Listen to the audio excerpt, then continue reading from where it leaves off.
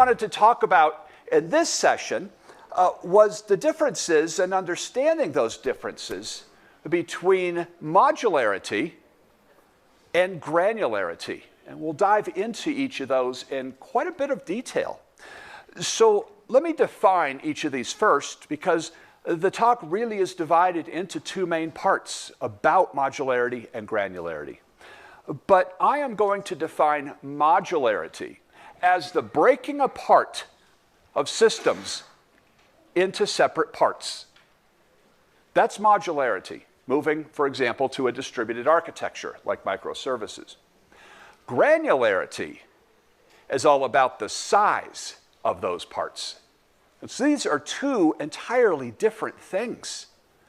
Now, I do have a quote that has gone out to the internet and stuff, and let me give that to you. And here is my advice. Leverage modularity, but beware of granularity. Because it turns out that it's granularity where we start running into all of our problems. It's not necessarily that we're moving to a distributed architecture and everything became a disaster. No, that's not the problem. The problem usually exists with granularity, getting the size of those pieces right. And that's exactly what we're going to talk about in this session. But let's start by talking about modularity. So we want to do two things in this particular section. I want to talk about why we should break apart our monolithic systems into highly distributed architectures, whether it be event-driven or microservices or space-based or service-based, it doesn't matter. So I want to talk about why, and once we answer that, I want to show you how to break apart those systems. Okay, so let's talk about the why first, because it definitely is not a trend. It's more than a trend, that most companies are taking their large monolithic systems, their legacy systems, and breaking those apart and teasing apart those monoliths to something like microservices. Why is this happening? Why is this so popular? Why most companies are engaged in this? It's important to understand why we're doing this. And this is going to empower you in multiple ways. First, understanding the context helps you make the right decisions. But also, understanding the drivers helps you figure out why you shouldn't be doing this. Okay, so let's take a look at the drivers. It turns out there's 5 main drivers to answer the why question. Why are we moving to microservices? Or why are we moving to a level of modularity? And that first driver happens to be maintainability. Now, let's take a look over here. So I'm going to be, I know all of you, Venkat was right. This is a really bad design. No fault of yours. That was the most hilarious thing. I probably will be tweeting that during Venkat's session, he actually started yelling at the support crew staff. And it wasn't their fault. It's not their design. Anyways, maintainability. So if we look at our large monolith, we have to apply some code, a code change, or a new feature. And we have to find where that is. I think I need to change the code over here, but it might be linked to some code over here, and maybe over there. And I'm really not sure. It takes a long time to figure out. I don't know the whole code base, so I'm not sure where that feature should be applied or where the bug fix is. That's about maintainability. However, if we break apart our systems to a level of modularity, I know which service that code is in. As a matter of fact, because of the fine-grained nature, I can understand that entire, quote, code base. And so that's maintainability. I could find code, change code much more effectively. The second driver is testability. Now, testability is about 2 things. It's about the ease of testing, but also the completeness of testing. So let's go back to our monolith. There's my change. What do I test? Well, I run some unit tests against my change. Did I break anything else in that monolith? I don't know. Because what should I do? I should probably test the entire monolith. That's my testing scope, is the entire system. So it might be easy to run a quick regression suite or run a series of my unit tests, but I don't get very complete testing. I'm not sure if I broke something else somewhere. However, if we move to a level of modularity in that microservice, that's my testing scope. It's only to that service. Ease of testing, much fewer test cases to run. Completeness of testing, I could fully regression test that small unit of deployable software. That's where we get better testability. Oh, and by the way, I want to talk about that ease of. Here's another thing about the monoliths. Mark, you're wrong. You're wrong about the ease. You see, we have automated all of our unit tests. I can make a change anywhere, and I could just execute it. And as a matter of fact, we're really proud of this. You know why? We have 12,000 unit tests that we can execute. That's completeness. Right. So what do I do? And this is a real scenario. So I have to go in to change an error message. So I need to change the text of an error message. That's all my change is. It's changing a string. Okay, I did change code, so I do have the responsibility of executing our suite. How long does it take to execute 12,000 unit tests? Hours to days. And I do that, and I wait a half a day, and 234 unit tests fail. Yeah, you're laughing because everybody has experienced this problem. All I did was change the text of an error message. So, okay, so the developer, what would I do? Well, I could start hunting around and finding what those errors are and trying to fix them. There goes my day. I can ignore them and hope that somebody else fixes them. Yeah. No. You know what the most responsible thing to do? Yeah. Back out my change and wait till we get 100% zero errors on the regression test. That's when I apply my change. This is the problem with the ease of testing. Even though we have automated regression tests, automated test suites, this is the problem in reality that occurs. Now, the third driver to move over to a level of modularity like this is deployability. Deployability is about three things: the ceremony involved with deploying your software, the frequency in which you can deploy it, and the overall risk when you release your software. Yeah. So what happens in our large monolith? Well, there's my change. Yep, that's my deployment scope. But the problem occurs a lot worse, because the problem is I'm not the only one making the change. Let's say that this room is our monolith. How many changes are happening at once? Dozens of them. Yes, that goes back to kind of testability. Have they all been tested together? What's my ceremony now involved? Oh, well, we release on Friday night. There goes my weekend. Okay. Wednesday, we have our code freeze. No more code updates. Thursday happens. That's when we do our mock deployments and all of our regression testing. Friday comes along when all of us try to get a little bit of sleep and come in a little bit late for work because we know we're going to be up all night. That's deployability in a monolith, yes. Frequency, once a week, every 2 weeks, once a month. Yeah. Well, if we move over to a level of modularity, regardless of the type of architecture style, there's my change, and that's my deployment scope.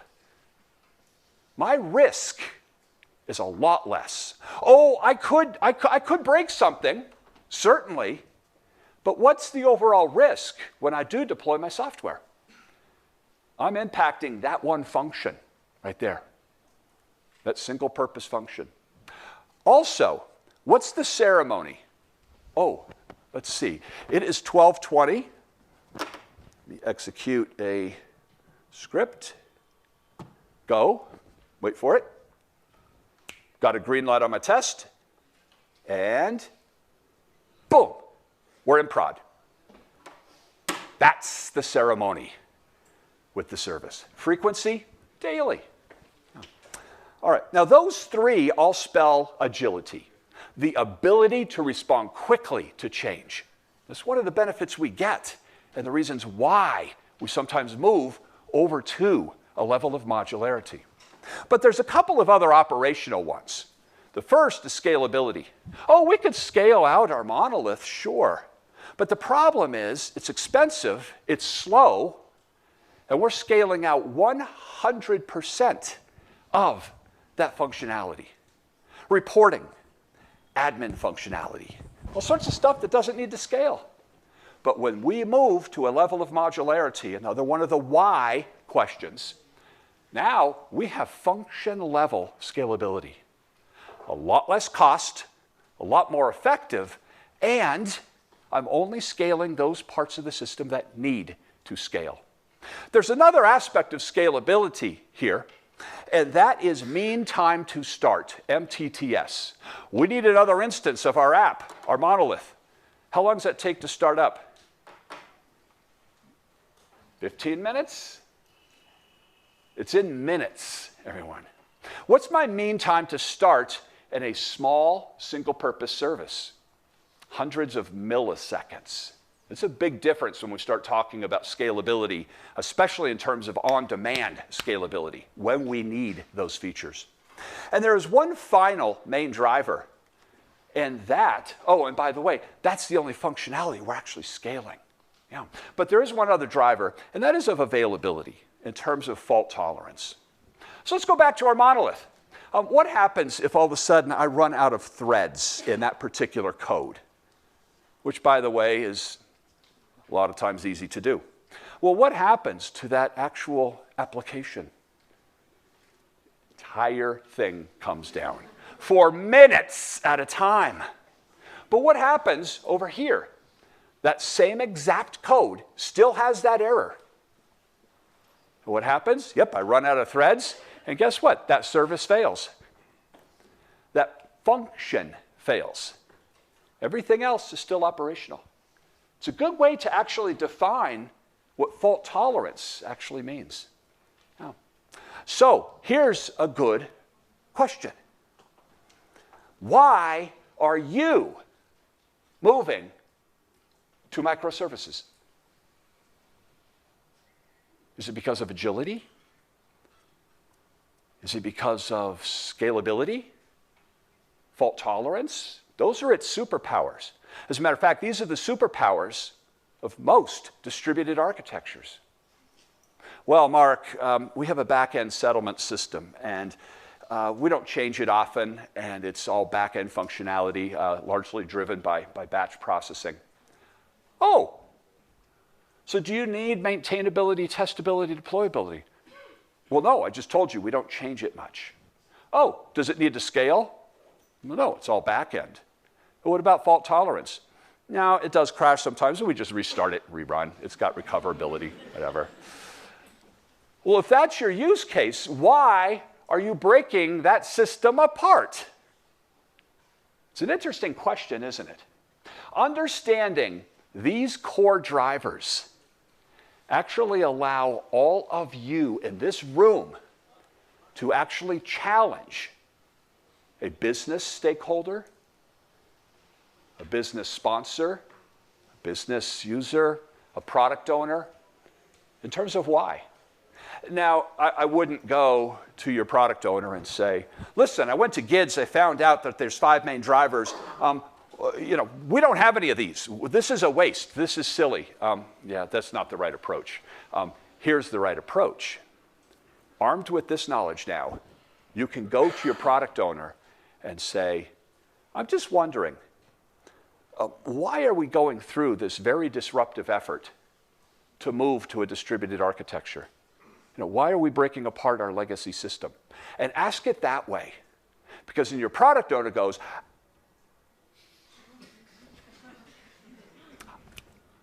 I'll get back to you.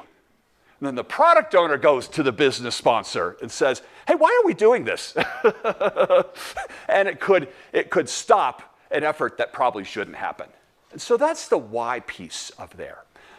Okay, so now that we've got the why out of the way, and we do have those kind of drivers, how do you approach it? How do you go about breaking apart systems and moving to a level of modularity?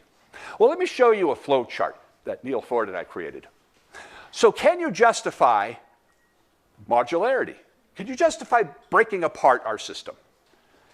Yeah, not really. We were actually doing something called RDD, resume-driven development. We wanted it on our resume, so therefore we're moving to microservices, yes. Also, a lot of times, it's just people who are really fed up with the company and really want to see it fail. Let's move to microservices, because that will kill you, yes. So if we can't, then don't. Then the second question we ask is this. Is it even feasible? Like, is this system so large and so complex, no one understands it? It's just a big bunch of coupled mess of code that continually is just patched. If in fact, if decomposition is just not even feasible, keep it a monolith, because that effort will just be so painful. But if you can convert it, then you ask the following question. Do we in this system have well-defined architectural components, building blocks that we can identify? The system does this, and this, and this, and they're nicely partitioned, almost like in a modular monolith. Think about modular monolith when I think about components. If the answer to that question is yes, then undergo a process called component-based decomposition. Now, this is a talk I will be doing in Friday, I believe, at 4:30. So I'm going to go into details at the code level about these patterns of migration, decomposition. But if it's just kind of like a very large code base, then you can use something called tactical forking. Okay, both of these will lead to a distributed architecture. What in the world are those things? Because these are our two approaches we have. Tactical forking or component-based decomposition. Let's take a look briefly at these so you understand what they are. Then we'll dive into them in other sessions. Okay, let's start with component-based decomposition. This actually was the largest chapter in our most recent book, Architecture, the Hard Parts. It turned out that this chapter was over 80 pages long. And combined with all the other stuff we wanted to write, well, I had to actually take a machete and start chopping away at everything in that chapter to reduce it down to about 50 to 60 pages. And that was hard because it's like, well, I need to talk about this and this. And so it was really an exercise in making the text very concise.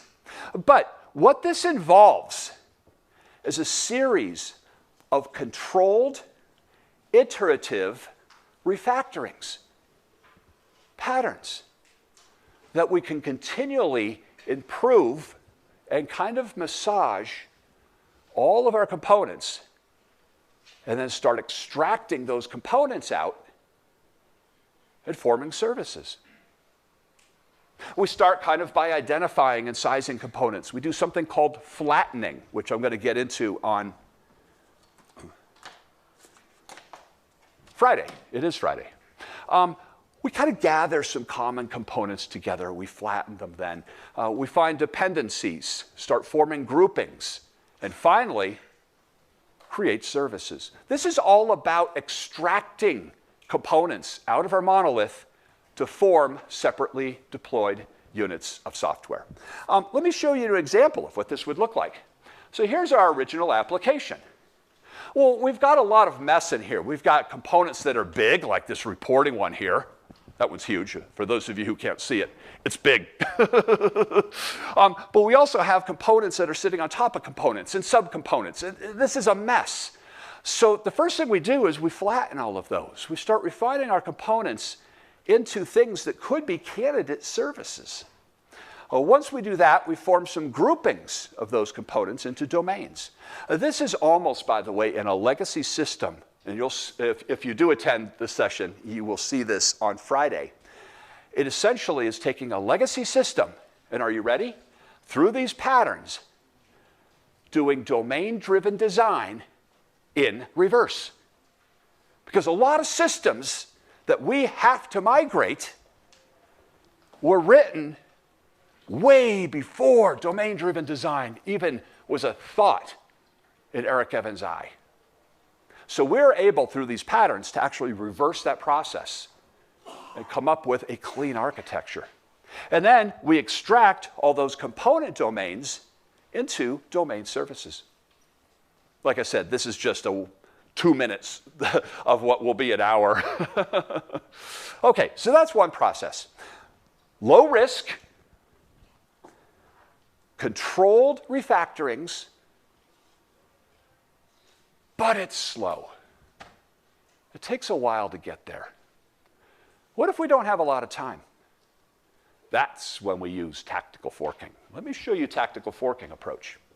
All right, with tactical forking, it doesn't use the concept of extraction. No, that's what we were doing with component-based decomposition. We're doing all these refactoring patterns to basically identify potential domain services and extracting them from that legacy system. Tactical forking says, no. We are going to replicate the code and delete the stuff we don't need. It's just exactly like sculpting. If I gave all of you a block of marble or a block of, well, you wouldn't have ice sculptures here. This is silly. So let's say granite. A block of granite, a hammer, and a chisel. I said, let's all sculpt something. That's exactly what we're doing in tactical forking. We are forming a service that we want. Let me show you how it works. So we have multiple teams working on a legacy system. Okay. What we do is the first thing we do is we fork it, replicate it. Now, when I say replicate it, what I'm talking about is actually taking the GitHub repo and actually copying it to the other team. That's what I mean about copying. It actually copies the code. Okay? Then each team starts acting like a sculptor, chipping away at the parts they don't need, taking code and functionality. It's like, that has nothing to do with my service. Chip, chip, chip, chip, chip, chip, chip, chip away. And then they continue to do this until we end up with the result that we want. Let's see an example of this. So here's our system, same one we did the functional decomposition with. Well, I don't see a lot of components, or we don't have time for that slow, methodical, controlled, iterative process. No, we have to get something out fast. So what we're going to do is replicate that application, copy the entire Git repo twice over. So we're going to have 3 services. Okay, ready everybody? 1, 2, 3, start sculpting. Go ahead. You're like, well, wait, stop. What do you want me to create? You see, this is one of the first differences between component-based approach and tactical forking. You see, with tactical forking, we need to know what we're sculpting. And so we have to know our services up front. Did you notice with component-based, they started just evolving? We're halfway through all those patterns, and we still don't know what services we're going to end up with. It depends on the coupling level between them. It depends on the database. It depends on a lot of stuff. Here, no, we know we're going to be having a, uh-oh, I didn't want to do that. No, stop. Okay, well, we're sculpting, everybody. Let me go backwards. There we go. Okay, let me go back to copying the Git repo again. Okay, so we need to know what we're sculpting. Here we go. The original application is going to be reporting. The middle here is going to be our core ticketing system for problem tickets. And the customer service part, all that customer processing, is going to be on the other one. Now we've identified our core services. Now we can start sculpting. Ready? 1, 2, 3, go. And look at each team. They're chipping away at all the code they don't need. Oh, I don't need any reporting stuff. Chip, chip, chip, chip, chip. And we continue to do this until we end up with the service we want. That's tactical forking. It creates a mess, everybody. The first mess it creates is common code. Everybody has a copy of the Git repo. Oh, we all need logging, we all need auditing, we all need all the utilities and the date extractors and all the string utility manipulations. And I will tell you, I've done a lot of tactical forking. It is extremely difficult to bring all that code and unify it back together. Because each team's working independently, chopping away at some of the utilities they don't need, changing some of them because they just don't like the way it was written. Yeah, that code rarely will come back together in a unified common code. Well, the other thing is all the unhealthy dependencies that we create through inheritance or composition that we can't break.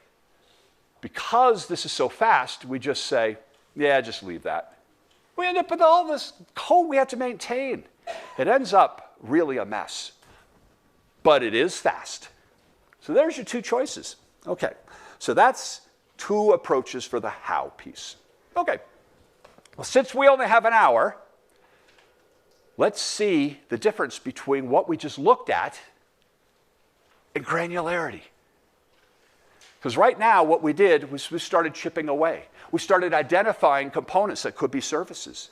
So now, granularity, don't forget, is about the size of those. You know, it turns out granularity, the size of a service, ends up being one of the more difficult things a team has to do. Let me show you what I mean. Very quickly, within 20 minutes here, I'm going to actually show you how to arrive at the right level of a size of a service, right level of granularity. It actually involves two forces, something called granularity disintegrators. These are drivers I'm going to show you that tell us, well, you should break that service apart.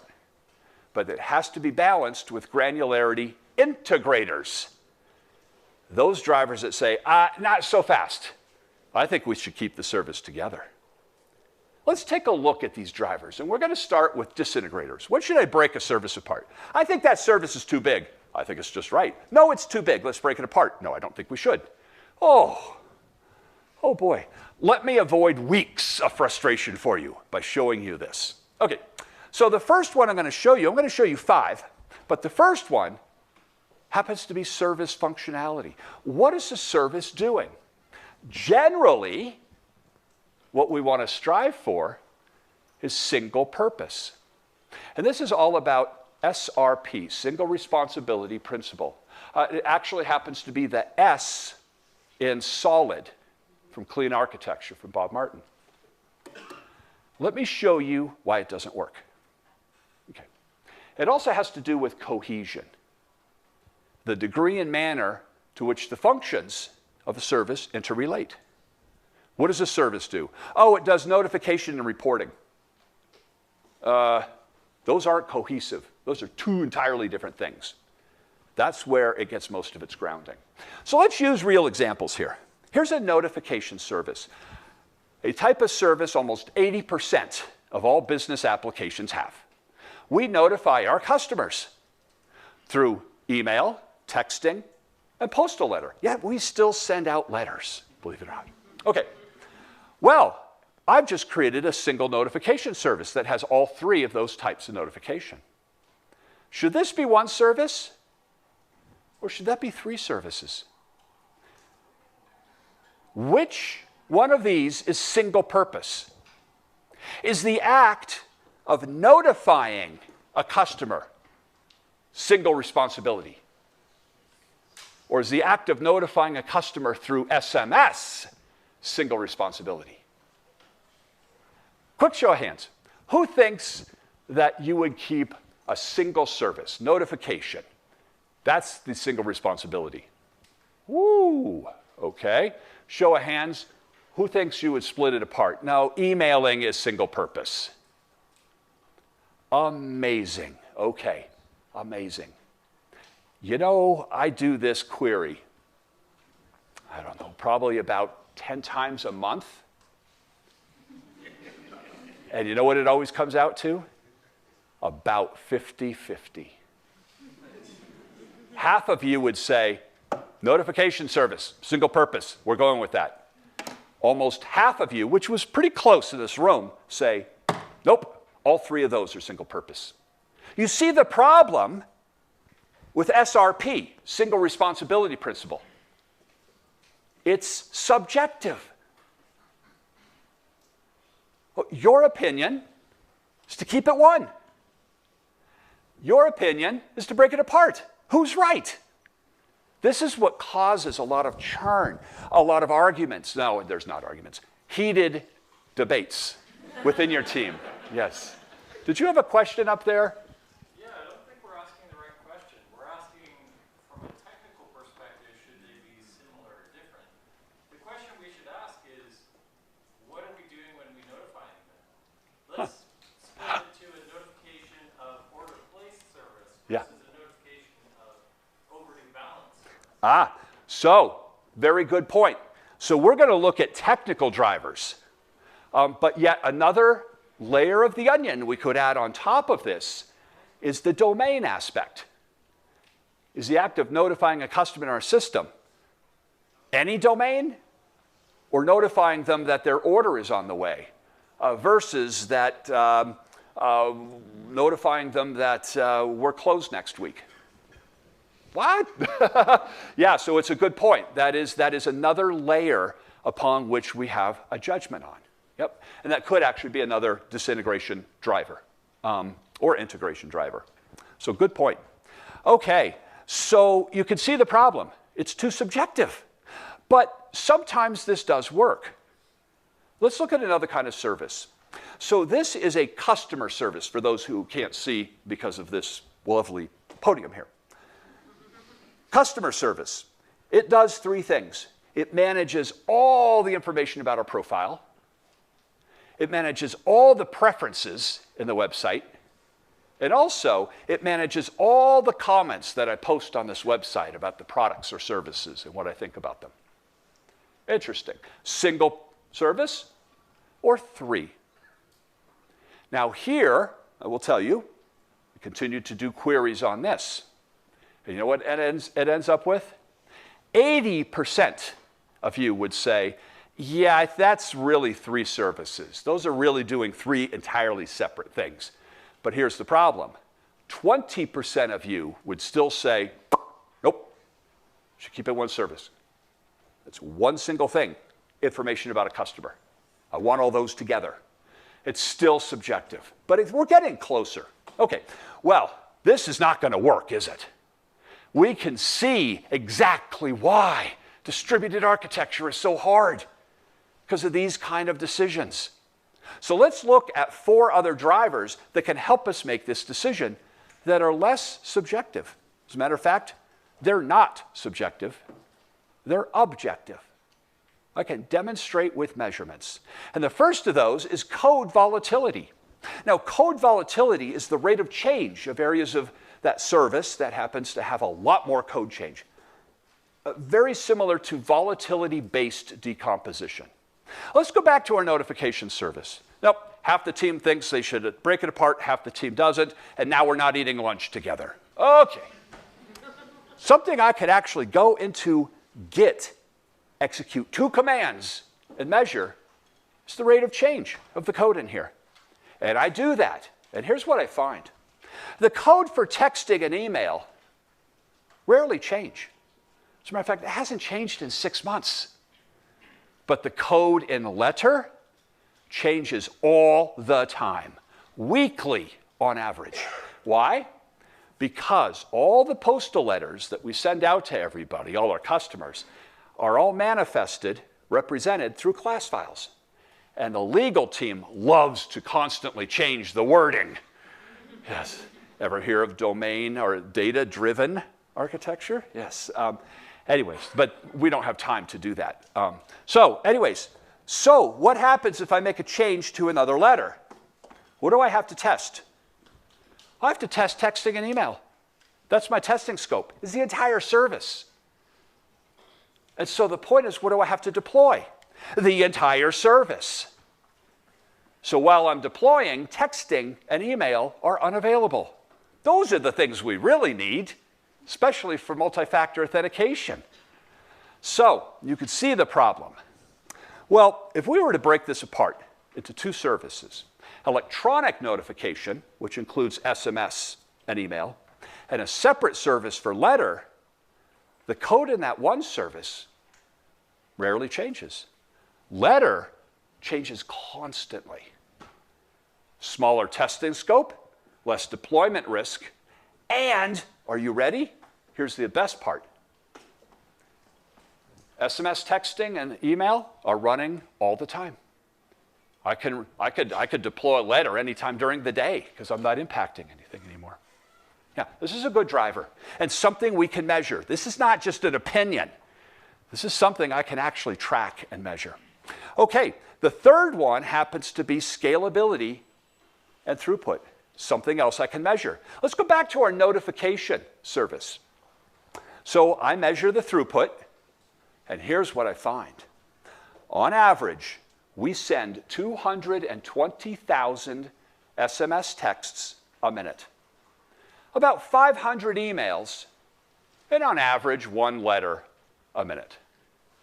What does this single service have to scale to? 220,000 requests a second. I'm unnecessarily scaling out email and letter when I don't need to. A little more costly, but here's the thing. That one single service there takes 4,500 milliseconds to start. MTTS, mean time to start. You see, SMS texting takes about, that functionality takes about 200 milliseconds. I could measure that. Email takes about 3 seconds or 2 seconds. And that's because I got to connect, create all these SMS, SMTP pools and verify them and set up the pooling and the threads. Letter takes another 2.3 seconds. Why? Because when that letter functionality starts up, it actually goes and searches, connects to all the printers, because that's what it does. It generates and prints letters, and checks the health of the printers. So if I need another instance right away for multi-factor authentication when everybody suddenly goes on to the Git schedule at once, I need another instance of this. It takes 4.5 seconds to start up. That's the problem with throughput and scalability. If I were to break this apart into 3 services, SMS, letter, and email, each one can now scale to its particular throughput. 10 instances of SMS, because that's 220,000. I can only have 2 instances of email, 1 instance of letter. I've just saved the company a lot of money, everybody. And what if I need another SMS text service? 200 milliseconds. There it is. That's responsiveness. That's great, and I can measure this. Yeah, you saved the company a lot of operational money, but how do you measure the money that you need to spend to go distribute it? Because Wow. it takes a lot of money to distribute it. It does, it does.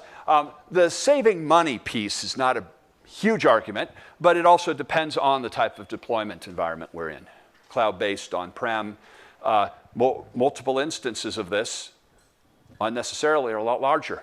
I'm going to need a lot more space and a lot more storage, a lot more memory. I may need more servers. So yeah, that's where that optimization comes in. Okay, so maybe I'm not saving the company a lot of money. But it's a good argument to a stakeholder, though, isn't it? Also, it's easy to measure the money True. On the other side, you cannot measure the extra costs. Again, Right. distribution, you have got a lot of operational costs that you don't measure. Well, here's something I can measure. We need enough instances of that consolidated service to scale to 220,000 requests a minute. When I break it apart, I just reduced 2 servers that we don't need because I'm more efficient in terms of my memory storage. So that's measurable. I could say, by doing this, we don't need 3 servers. We just need 1. So that's something I could measure. Anyway, yes. I see your point, but we still could measure some of those things. Okay, 10 minutes left, so let me show you a couple more of these. The other one happens to be fault tolerance. Let me show you this one. So single service, right here, and what happens is we've got some memory leaks in our SMTP connections in email. And quite frequently, email runs out of memory. And that brings that entire service down, including SMS texting and email service. But by breaking this apart, we can isolate those faults into a separate service, something I can actually measure. I could demonstrate this. We already all knew it, but we never put measurements to it. And consequently now, when email fails, it's the only service that goes down. It's not impacting other functionality.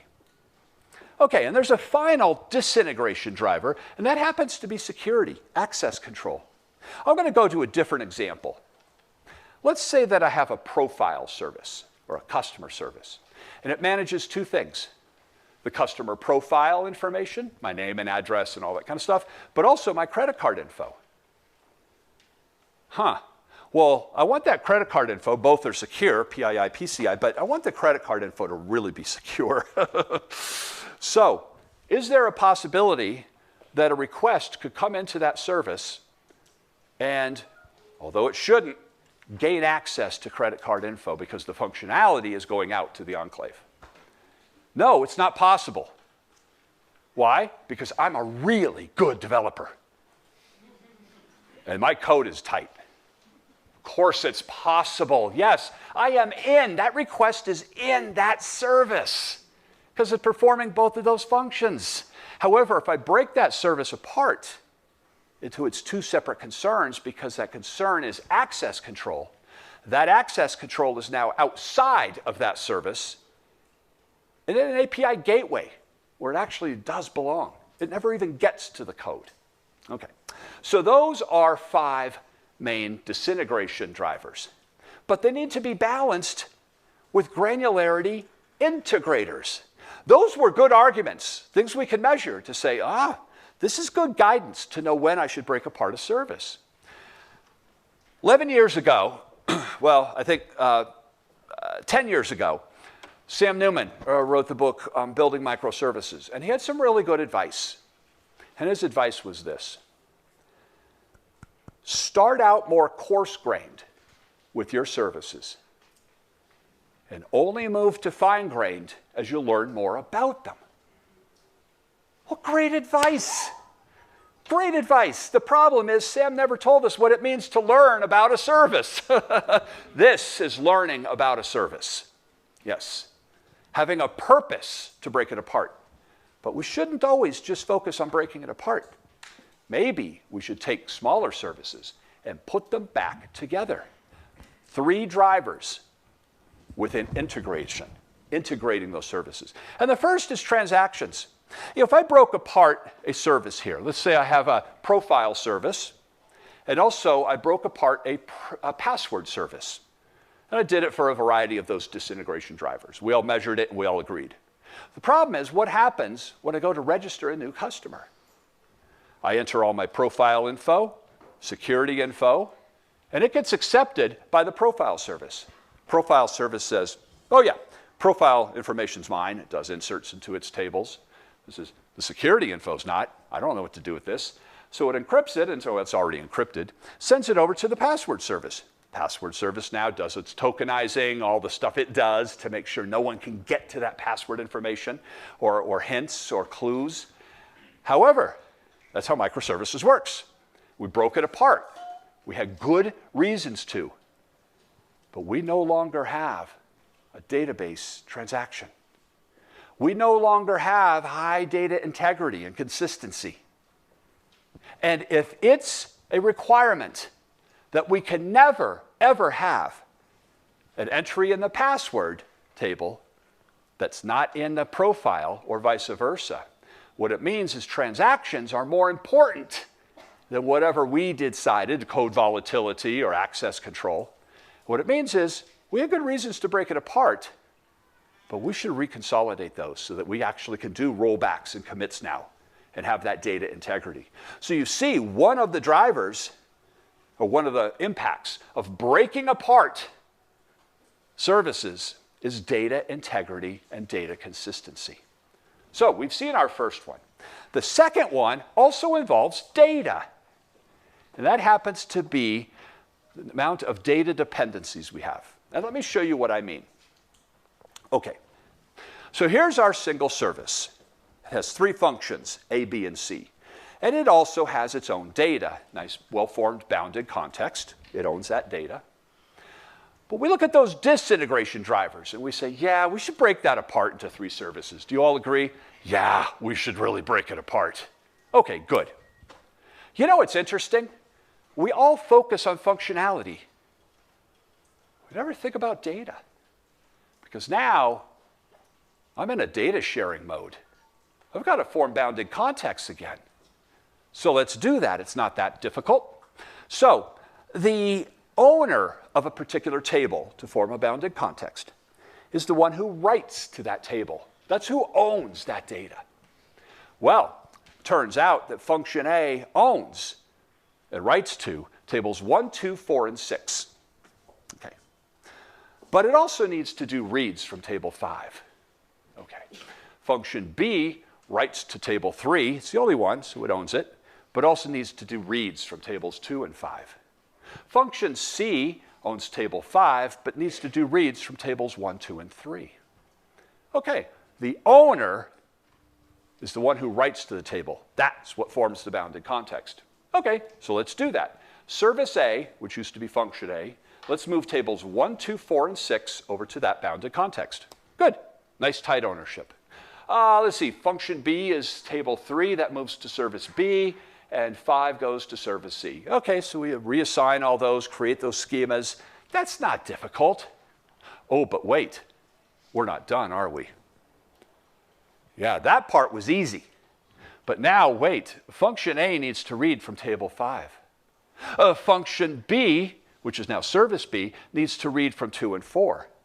And C needs to read to 1, 2, and 3. You see, the functionality could be broken apart, but the data was highly cohesive, highly semantically coupled. And what's going to result from this, everybody, is a big ball of distributed mud. Calls between the services to now query that data because I can't access your table anymore. And when this happens, we have good reasons to break it apart, but this is a driver to now reintegrate those together. Yep. So we tried, but it's because of the highly semantically coupled data and all those foreign keys and triggers and views that we can't do that. Okay. I have a couple of minutes left, so let me quickly show you the third driver. And that happens to be kind of workflow and kind of coordination, choreography. Here's a microservice, and we broke it apart into 4. Good, all right, fantastic. However, in this particular use case, the functionality is highly semantically coupled. And what that means is that any given request needs to call you, and I need your functionality and your functionality. For another request, I need you, and you, and you. So now all of a sudden, I'm calling services left and right. Well, the very first problem that's going to happen is performance and responsiveness. You know, yesterday, our customers did a query, and it took them 1,500 milliseconds. We released last night. Everything's perfect, all test cases, no errors. That same customer now goes in, and because of all the calls we're making, all the latency, is now experiencing 4,500 milliseconds. Has three kinds of latency here: network, security, and data latency. I'm making 4 database calls. I was only making 1. All these endpoints hopefully are secure. That's more latency. Yeah. Second problem is this: reliability. So I need to do an update. Okay, so now it's calling these. These are all commits, by the way, and the last service fails. Uh-oh. Now I'm inconsistent data. What do? I can't roll back. Now my data is completely inconsistent. Okay, so those are 3 integration drivers. So the point of getting granularity right is follow Sam Newman's advice. Start out more coarse-grained, and then move to more fine-grained as we learn more about the service. Yeah. And so it's really the coordination and balance between the trade-offs of what's more important: code volatility and throughput, or transactions and performance. And understanding these 2 types of drivers, that's how you get the granularity of a service correct. So you can see, if you only know half of the story, problem is we're going to have impacts. All of a sudden now our data is all messed up. Oh, I didn't think about that. All right, fantastic. So I should have looked at the schedule. I was planning on this actually ended at 1, but I think it ends at 1:10, which, by the way, gives us some time for some questions you may have. I liked yours about the domain. That's another good example for cohesion with applying a domain process to that. But yeah. So, Richard, do you think we should avoid granularity at a level, because it adds cost of like managing services, deploying and interacting with the database? Right. So until unless there is a business need, we should avoid granularity. Yeah, well, so unless there's like a business need, should we be avoiding granularity? Because there are issues with the database and other kinds of aspects when we start breaking apart systems. Because there can be a case, let's suppose I have a table where I am inserting, and other services need to, if I break it to a different service, that same service need to update the same record. Right. Then in that case, definitely it should be driven by database. Yeah, so what you're pointing out to is a problem with granularity, isn't it? It's not that we're breaking apart our systems. The problem we have is the size of those, right? If 2 services need to call the same data, now all of a sudden they're all connected.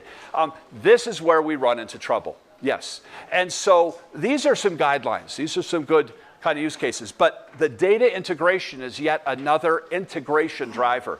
If you have multiple services that all need to talk to, or I should say update the same data, or if I have a case where, let's say I need your data, but I can't afford that remote call. I mean, I have to do joins.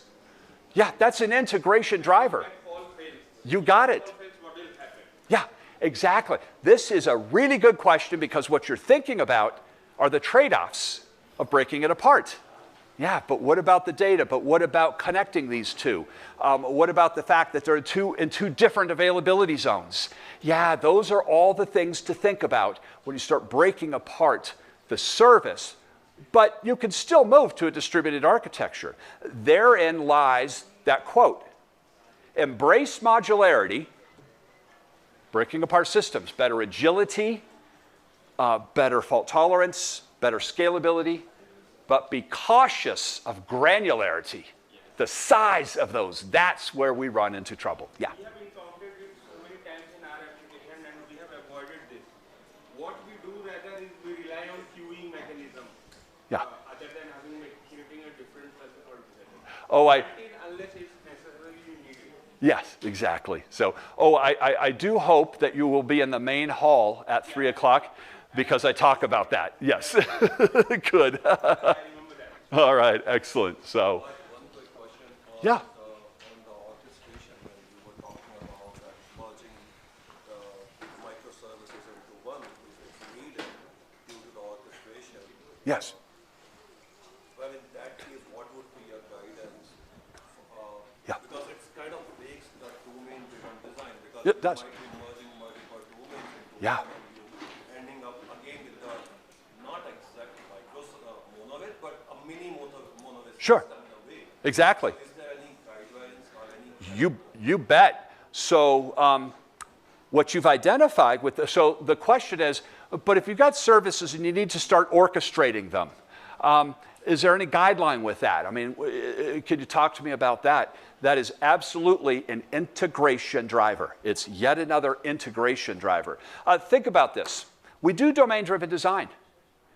We do all the disintegration drivers, and we say, oh, clearly we should have 1, 2, 3, 4, 5 services here. Clearly. I mean, it's just perfect. Perfect. But what we don't pay attention to is how they're used. That's the orchestration piece. You see, we're so excited about delineating these services and creating these services, we forget about looking at the API or the user interface or how these are actually used, because this is independent functionality. But Venkat in the last session talked about SPAs. So what if I need all this at once? Yeah, so this is another integration driver, something to be aware of. Orchestration, if I have to orchestrate. Now, a lot of times what we'll do is this. I tend to use an 80-20 rule. Well, 80% of the time we're calling all 5 of these services independently. But then we have a couple of calls that need to group all these. That's fine. But if 80% of the time I have to orchestrate all of you, and only 20% of the time I'm invoking you independently, consolidate it. Exactly, because your fault tolerance comes into play, scalability, performance, responsiveness, all of those things are going to be problems. Yeah, so excellent point. Yes, orchestration is in fact yet another possible integration driver. Yes, exactly. But anyways, thank you all so much.